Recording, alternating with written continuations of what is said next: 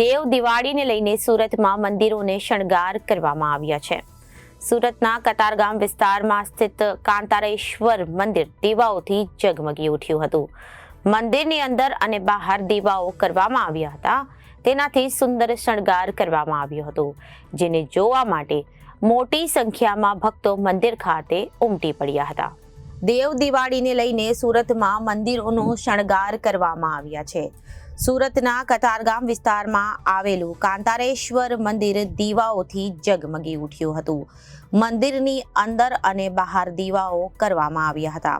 તેનાથી શણગાર કરવામાં આવ્યો હતો, જેમાં મોટી સંખ્યામાં જોવા માટે ભક્તો મંદિર ખાતે ઉમટી પડ્યા હતા।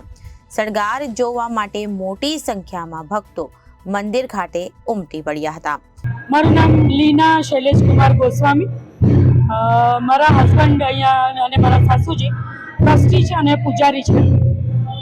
આપણું જે કાંતારેશ્વર મહાદેવ મંદિર છે ખૂબ પૌરાણિક છે, હજારો વર્ષ જૂનું છે અને વાર તહેવાર હંમેશા ભગવાનની હાજરીમાં ઉજવાય જ છે।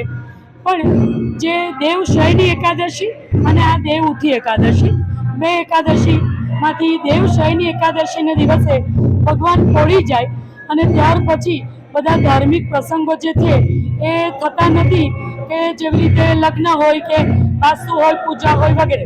આજે દેવ ઉઠી અગિયારસ અને તુલસી વિવાહ, ઘણી બધી જગ્યાએ તુલસી વિવાહ પણ ઉજવાય છે, પણ આપણે ત્યાં આ કાંતારેશ્વર મહાદેવ મંદિરમાં દેવ ઉઠી અગિયારસને દિવસે મહાપૂજા થાય છે, જે બપોરે થઈ અને એ પૂજા ગામના જે પ્રજાપતિ કુટુંબ છે એ લોકોએ કરી બધાએ મળીને, અને એ જે પ્રજાપતિ કુટુંબ છે દર પેઢી 4 પેઢીથી એ લોકોનો આ જે તહેવાર છે એ ચાલતો આવેલો છે। અને એ લોકો આપણે ત્યાં મંદિરમાં મોટે ભાગે બધા જ મંદિરની અંદર આ દીપમાળ હોય જ છે, તેવી જ રીતે આપણા મંદિરમાં પણ દીપમાળ છે અને એ દીપમાળ એ ભરાય છે આજનો જ દેવ ઉઠી અગિયારસને દિવસે, અને સાંજે 6 વાગ્યાથી એ દીપ પ્રાગટ્ય શરૂ થાય છે, એ લગભગ 8 વાગ્યા સુધી।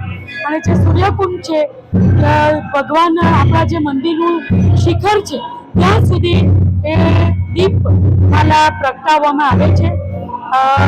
દીપમાળા છે આપણી જે એને પણ પ્રગટાવવામાં આવે છે અને ખૂબ સરસ રીતે આખું પરિસર દીવાની રોશનીથી ઝગમગ થાય છે અને ઝગમગી ઉઠે છે અને ખૂબ સુંદર વાતાવરણ, એક એના સનાતન ધર્મ એ જે છે એ ખરેખર એનું આપણને દેખાય છે કે લોકો એટલા જ મોટી સંખ્યામાં દર્શન કરવા આવે છે અને શેરડી ચડાવે છે આજે ભગવાનને બધા, અને ભગવાનની આજુબાજુ જે 4 થાંભલા છે ત્યાં બધા શેરડી પોતે બાંધે છે અને ચડાવે છે, અને એ રીતે ભગવાનની એક આસ્થા રાખીને પૂજા કરે છે।